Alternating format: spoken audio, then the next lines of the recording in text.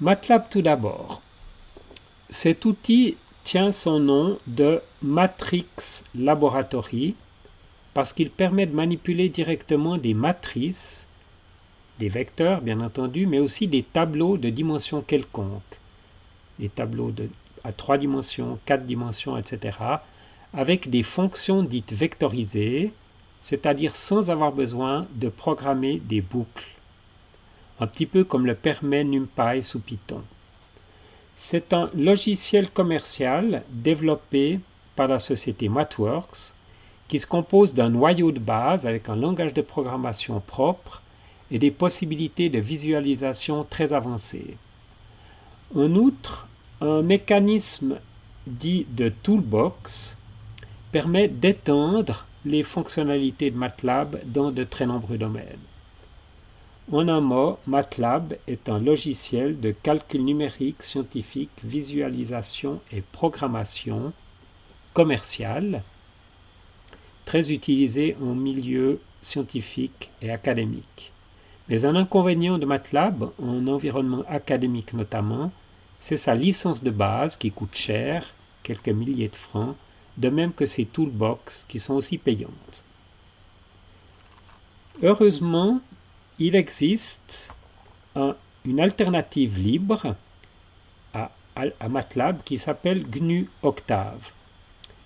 Vous avez déjà entendu parler des logiciels libres et open source et de leurs avantages.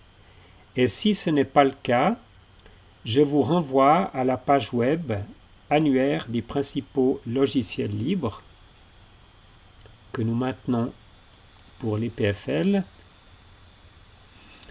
Donc Octave est donc entièrement libre, c'est-à-dire qu'il n'y a aucune licence à payer pour l'installer et l'utiliser, et on peut aujourd'hui qualifier Octave comme le meilleur clone de MATLAB en termes de compatibilité, que ce soit au niveau de la syntaxe du langage, des fonctions disponibles, etc. Tout comme MATLAB, Octave offre un mécanisme d'extension basé sur des packages. Il existe plus d'une cinquantaine de packages qui sont distribués via la plateforme web SourceForge sur un dépôt nommé OctaveForge. D'autres outils se rapprochent de MATLAB et Octave en termes de possibilités. On peut citer notamment Python avec les librairies scientifiques NumPy, SciPy, Matplotlib, etc. ou encore Julia ou encore Scilab. Mais ces différents logiciels ne sont pas du tout compatibles avec MATLAB et Octave s'agissant de leur langage de programmation. Ça veut dire qu'un programme MATLAB Octave ne tourne pas dans ces autres logiciels, ni le contraire. Par contre, dans la grande majorité des situations, vous pourrez passer de MATLAB à Octave et vice-versa sans constater de différence ni d'incompatibilité majeure. Un important avantage de Octave sur MATLAB réside dans son caractère open source, avec notamment la possibilité de participer à la communauté de développement de cet outil, ce qui est un atout particulièrement intéressant en environnement académique. Examinons quelques caractéristiques fondamentales de MATLAB et Octave. Tout d'abord, tout comme pour Python, les langages MATLAB et Octave sont interprétés. Cela signifie que les expressions sont directement traduites en code machine au moment de l'exécution, ne nécessitant pas de compilation préalable du code, comme c'est le cas dans les langages classiques tels que C, Fortran, etc. Le typage est entièrement dynamique. Donc vous n'avez pas besoin de déclarer le type et les dimensions des variables avant de les utiliser.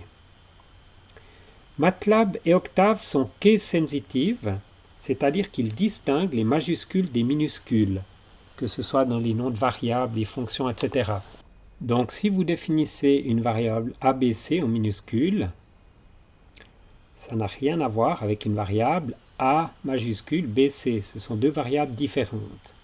De même, la fonction sinus s'appelle sin en minuscule. Alors si vous utilisez sin en majuscule, il ne trouvera pas la fonction.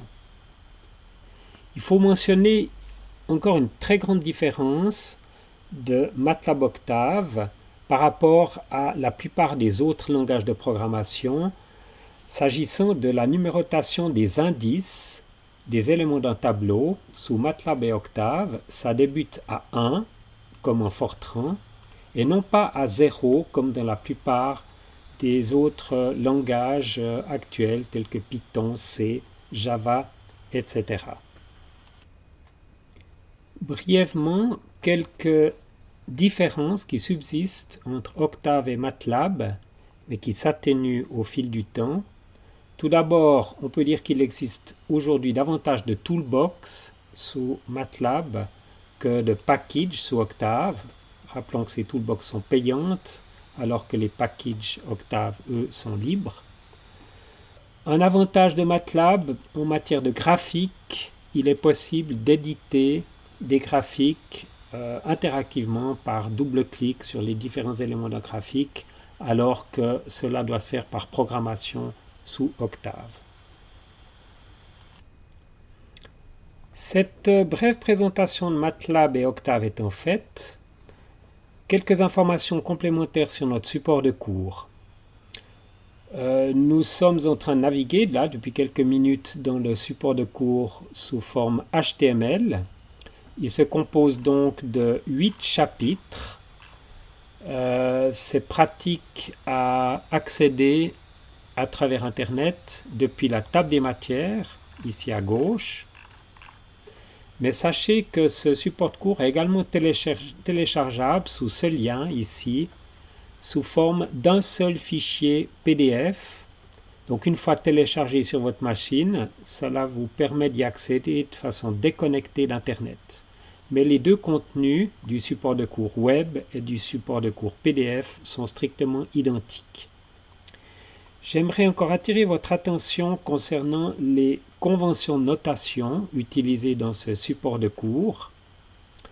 Lorsque vous voyez quelque chose qui est écrit en caractère à espacement fixe, ombré de bleu, comme ici, eh bien, ça veut dire qu'il s'agit d'une fonction, d'une commande que vous pouvez entrer telle qu'elle dans MATLAB ou Octave. Lorsque dans une telle expression, vous voyez quelque chose en italique, ça veut dire qu'il s'agit d'un paramètre et que vous devez substituer vous-même l'information qui est désignée. Donc ici avec la commande save, à vous à donner un nom de fichier sous lequel vous voulez sauvegarder le workspace. Lorsque vous voyez des accolades, comme ici par exemple pour cette commande save fichier append, -append, les accolades ne font pas partie du langage. Elles désignent une option facultative. Donc ça veut dire que cette commande save peut être utilisée sans ou avec l'option append. Lorsque vous voyez une barre verticale, eh bien ça désigne un choix. C'est-à-dire que là, cette commande grid, on peut l'utiliser avec le paramètre on ou off. Mais on ne va pas dire grid on-off, on dira grid on ou grid off. Lorsque je veux désigner des séquences de touches de clavier ou l'usage des différents boutons de la souris, ça apparaît dans le support de cours en bleu encadré, tel que vous le voyez ici. Et lorsque on utilise un menu de l'interface graphique MATLAB ou Octave, on le fera apparaître en gris sur fond grisé. Et lorsqu'on utilise un bouton d'interface graphique, on le fera apparaître sous forme d'un bouton ombré. Notez aussi que parfois dans ce support de cours, vous verrez apparaître ce petit symbole M qui indique qu'il s'agit d'une fonctionnalité qui n'est présente que sous MATLAB, ou respectivement ce petit symbole O qui indique que la fonctionnalité est propre à Octave. Et puis, pour terminer, j'attire votre attention sur ce petit symbole flèche jaune qui indique des notions essentielles à connaître sous MATLAB ou Octave dans une première approche de cette matière. Donc c'est les choses que vous devriez assimiler en priorité. Quelques mots maintenant concernant l'installation de Octave ou MATLAB sur votre propre machine. Il n'est pas nécessaire d'installer les deux logiciels. Un suffit. Personnellement, je vous recommande Octave qui est plus léger. Si vous tenez cependant à installer MATLAB, sachez qu'en tant qu'étudiant régulier de l'EPFL, vous bénéficiez de la licence de site, vous permettant donc d'utiliser ce logiciel sur votre machine sans bourse déliée. Mais cela ne fonctionnera que durant le laps de temps de vos études. Donc si vous désirez continuer d'utiliser MATLAB après vos études, il s'agira de payer vous-même la licence. Pour davantage de détails concernant l'installation, je vous renvoie depuis cette page cours dispensée par Enacquité vers la page web, ici, notice d'installation de MATLAB, qui est une page de l'EPFL, avec un chapitre MATLAB qui vous indique comment procéder. Notez qu'au début de chaque année, vous devrez renouveler votre licence MATLAB. S'agissant de Octave, tout est décrit en détail dans le support de cours au chapitre 0, installation et configuration de Octave. Bien que cette page web soit très détaillée, vous pouvez vous contenter de suivre les instructions qui sont mises en évidence sur fond jaune, comme ici. Donc, selon le système d'exploitation de votre machine, cliquez sur les liens Linux, Windows ou macOS. Sous Linux Ubuntu, l'installation est extrêmement simple. Dans une fenêtre terminale, vous aurez à passer les commandes suivantes. Donc, vous pouvez procéder par un copier-coller. La première, sudo apt install Octave, qui installera le noyau de base Octave. Une seconde commande, celle-ci, un peu plus longue, qui va installer toute la documentation Octave au format HTML. Et si vous avez ensuite besoin de package, en une commande, qui elle est relativement longue, mais le copier-coller fera l'affaire, vous installerez en une seule commande une bonne trentaine de packages. Cette installation est basée sur le packaging d'Ubuntu. Si vous avez Ubuntu 20, vous recevrez alors Octave, la dernière version Octave 5.2. Si vous avez une version plus ancienne d'Ubuntu, il existe d'autres packaging basés Snap ou Flatpak qui sont également disponibles. Concernant Windows, après avoir cliqué sur ce lien, vous vous rendez sur cette page, vous scrollez un petit peu et vous trouvez ici 3 versions d'Octave. 2 versions pour Windows 64 bits, une version pour Windows 32 bits. Celle-ci, vous pouvez d'emblée l'oublier, à moins que vous ayez un ancien ordinateur avec un processeur architecture 32 bits. La première, celle qui est recommandée, est adaptée à tout type de machine, alors que celle-ci, la troisième, est spécifiquement dédiée à des machines qui ont énormément de mémoire vive, plus que 32 GB pour gérer des très gros sets de données. Donc, c'est celle-ci qu'il vous faut utiliser. Vous avez 3 possibilités pour installer Octave, soit en téléchargeant un installeur ou en téléchargeant l'une de ces 2 versions qui est tout simplement compressée au format zip ou au format 7zip et qu'il s'agirait simplement de décompresser sur votre machine. Je vous recommande cependant la première parce que lors de l'installation, les raccourcis de lancement d'Octave seront automatiquement mis en place dans le menu démarrer. Une fois cette installation effectuée, vous aurez un Octave de version 5.2 avec déjà 47 packages embarqués. Sur Mac, finalement, en cliquant sur ce lien macOS, vous constatez qu'il existe aujourd'hui, c'est-à-dire dans l'état automne 2020, deux versions d'Octave. Une version 4.4.1, qui est une version stable, recommandée, et une version 5.2, qui est une version bêta, aujourd'hui encore relativement buggée. Donc je vous recommande vivement d'installer cette version 4.4.1 en cliquant sur ce lien. Vous trouvez ensuite un fichier image, donc un fichier de type DMG qu'il s'agit de télécharger. Et vous ouvrez ensuite ce fichier et vous procédez à l'installation en glissant-déposant l'icône de l'application Octave dans le dossier Application. Attention, au premier lancement d'Octave, la machine va vous dire que cette application n'a pas été homologuée par Apple. Donc la première fois que vous ouvrez Octave, il s'agit de l'ouvrir avec un contrôle-clic et d'accepter l'exécution d'Octave. Notez finalement que cette version pour Macintosh d'Octave n'inclut pas de package. Si vous devez installer des packages, il vous faudra les installer vous-même, les compiler séparément.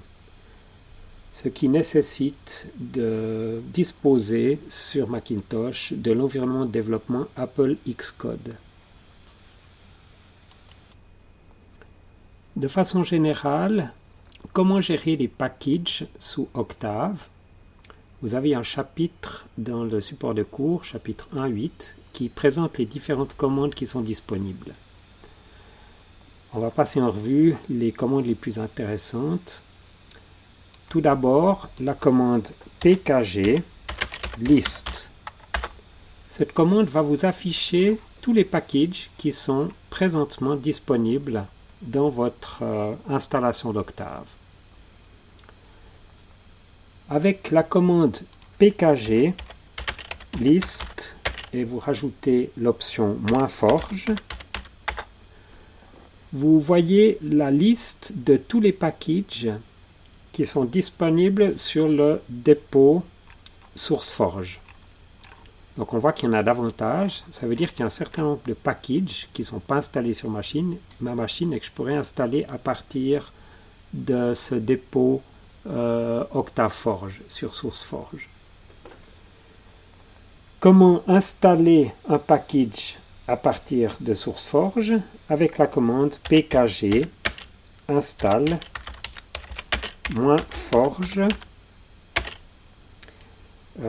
en rajoutant -global, c'est pas obligatoire, l'installation se fera de façon que le package soit disponible depuis tous les comptes sur la machine et non pas depuis le compte depuis lequel vous êtes connecté. Et puis vous pouvez encore ajouter -verbose pour que l'installation s'effectue avec un affichage détaillé de tout ce qui se passe sur l'écran. Et il s'agit juste de rajouter ensuite le nom du package, par exemple ici STK. Maintenant, une fois un package installé, je vous rappelle que la commande pkg list vous affiche tous les packages installés. Vous pouvez charger ce package de façon qu'il soit utilisable par le code que vous voulez exécuter avec la commande pkg load. Donc pkg load, par exemple ici le package signal pour le traitement de signal. Une fois cette commande passée, si je refais un pkg list, vous voyez que le package signal a une petite étoile, ça veut dire qu'il est maintenant accessible, que toutes ces fonctions sont disponibles. Et pour terminer, deux liens très intéressants. Tout d'abord, celui-ci qui va vous afficher la liste de tous les packages disponibles sur OctaveForge. par exemple ici le package image, de traitement d'image.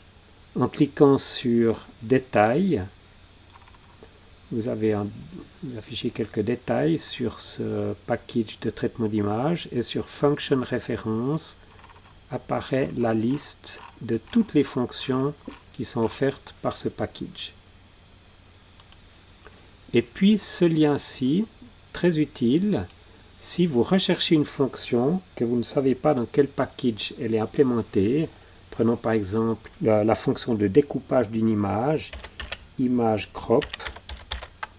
Donc en recherchant cette fonction, il vous affiche qu'elle est disponible dans le package de traitement d'image. MATLAB ou Octave étant installé sur votre machine, comment ouvrir l'environnement de développement de MATLAB ou Octave? Eh bien, de façon tout à fait classique, c'est-à-dire sous Windows, à partir du menu Démarrer.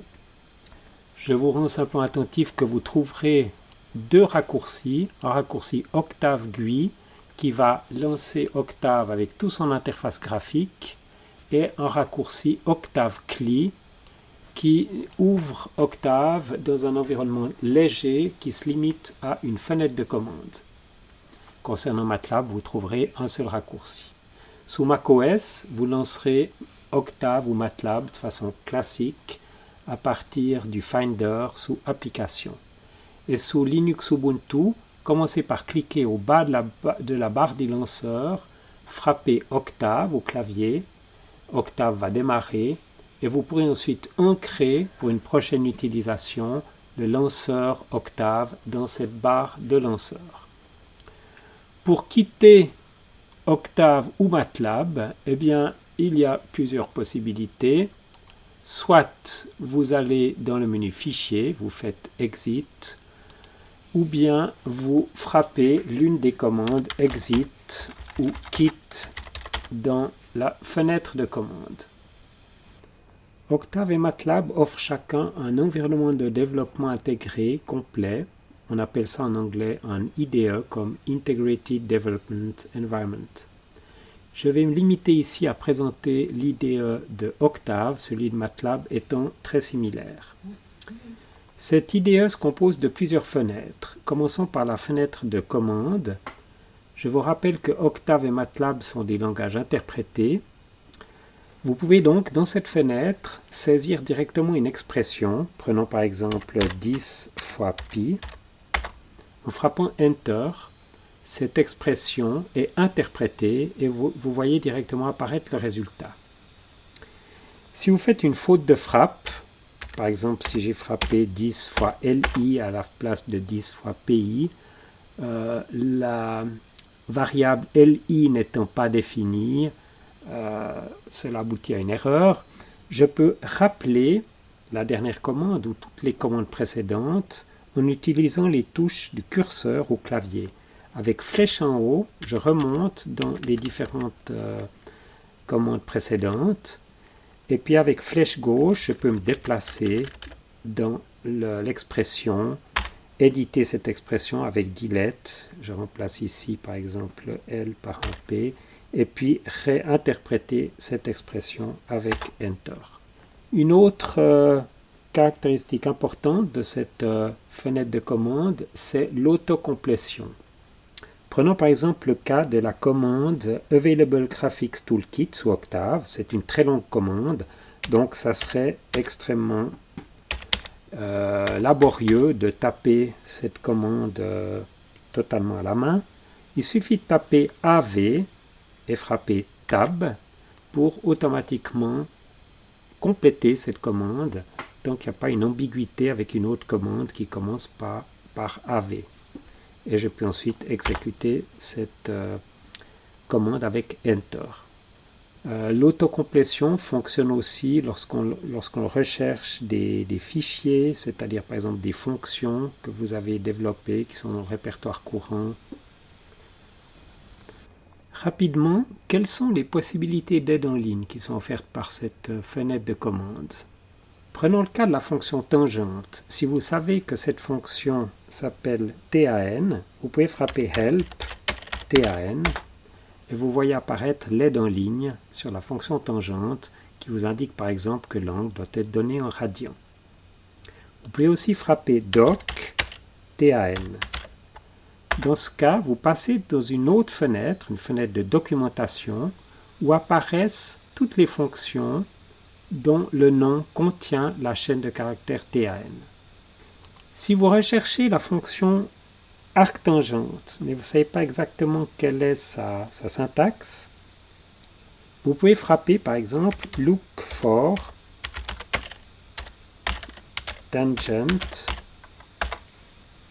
et apparaît ici la liste de toutes les fonctions dans lesquelles Octave ou MATLAB a trouvé le mot tangente dans la description de la fonction. Et vous voyez tout de suite ici que la fonction arctangente, c'est la première. Il se peut que l'affichage dans cette fenêtre de commande s'effectue de façon paginée. Par exemple, si vous frappez Help, Plot, vous allez faire défiler l'aide concernant la fonction plot, mais vous voyez que cette aide ne s'affiche pas d'un coup. Avec Enter, je fais défiler cette aide ligne après ligne.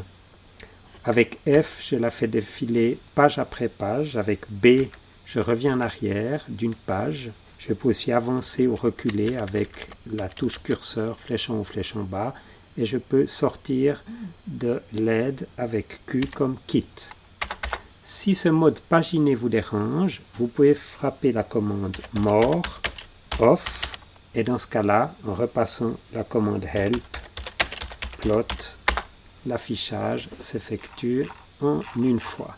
Concernant la documentation détaillée de Octave, vous accédez depuis le support de cours, ici sous ce lien, manuel HTML, à la documentation complète, ici la table des matières, ou en cliquant ici sur le lien PDF, à cette même documentation sous forme d'un fichier PDF. Cette documentation est extrêmement volumineuse, elle fait environ 1000 pages. On a travaillé jusqu'ici dans la fenêtre de commande.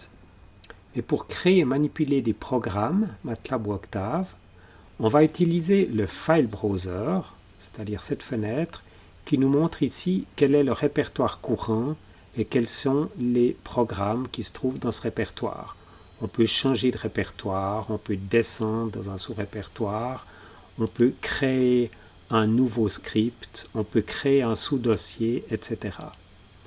Si je double-clique sur un fichier de programme, ce fichier s'ouvre dans la fenêtre de l'éditeur.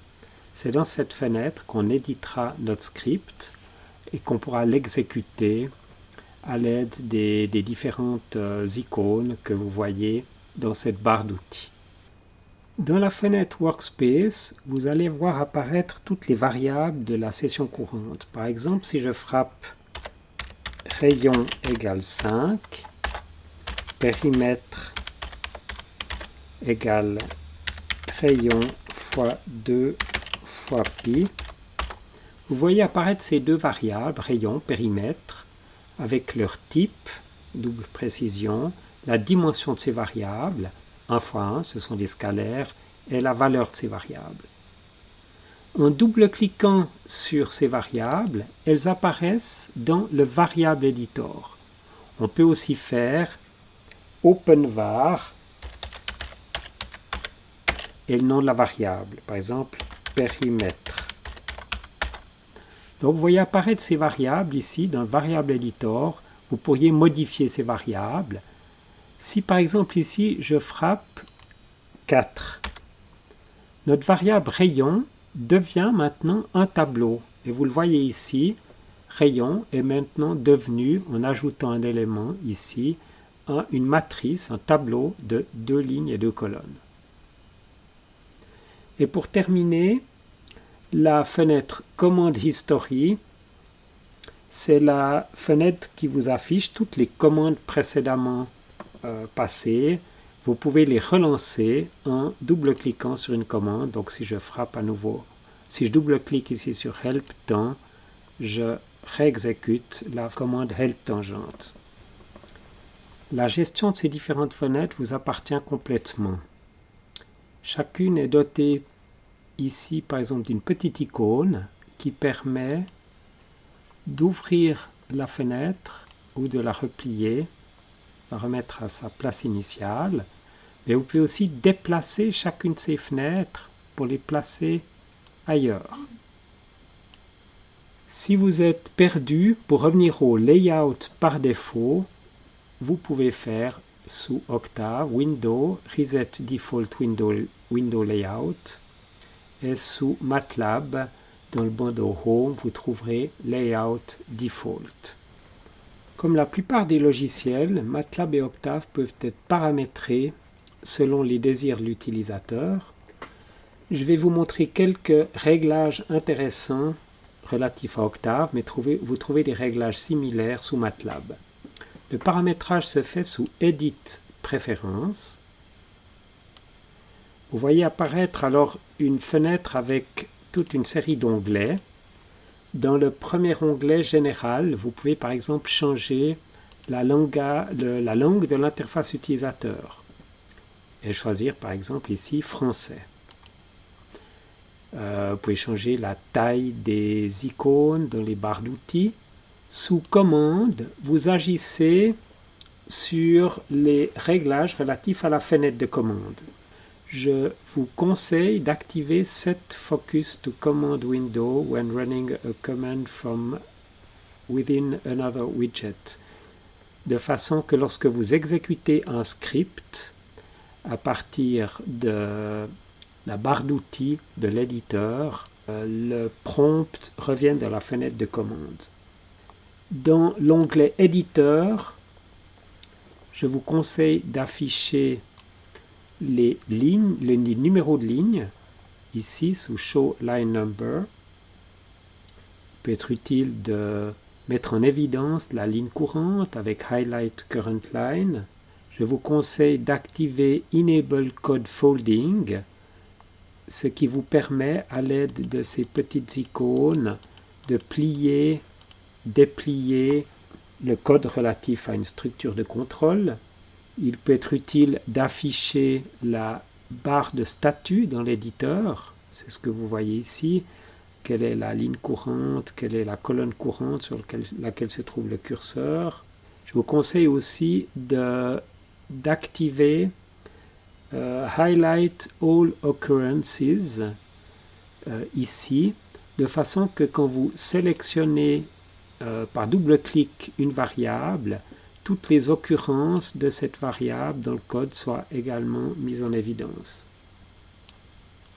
Je vous conseille finalement au niveau de l'indentation du code de choisir une indentation de 4 caractères, ici et là, et de faire en sorte que cette indentation se fasse par des caractères espaces et non pas des caractères de tabulation. Donc désactiver indentation Uses Tabs.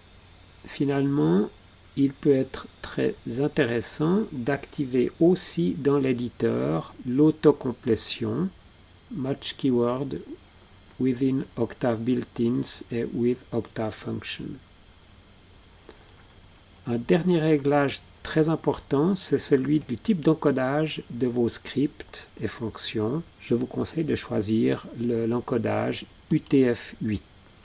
Sous File Browser, si ce n'est pas déjà le cas, activez Synchronize Octave Working Directory with File Browser. Et n'oubliez pas de sauvegarder tous ces réglages avec OK. Pour terminer, 2 mots concernant l'utilisation de Octave dans Jupyter. Comme pour Python, vous pouvez élaborer des notebooks Octave. Je vais ici lancer Jupyter en mode notebook.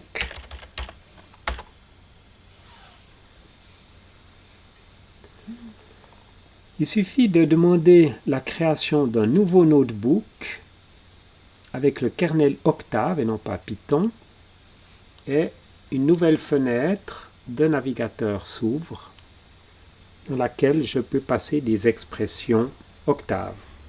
Par exemple, vert va nous afficher quelle est la version d'Octave, quels sont les packages qui sont disponibles dans mon installation. Je peux évaluer une expression 10 fois pi. Je peux même faire des graphiques.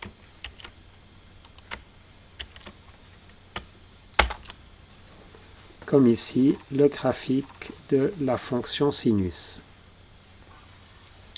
Voilà, ici s'achève cette longue vidéo d'introduction à MATLAB et Octave. Il y avait beaucoup de choses à dire, on essaiera d'être plus bref pour les vidéos suivantes. Merci beaucoup pour votre attention.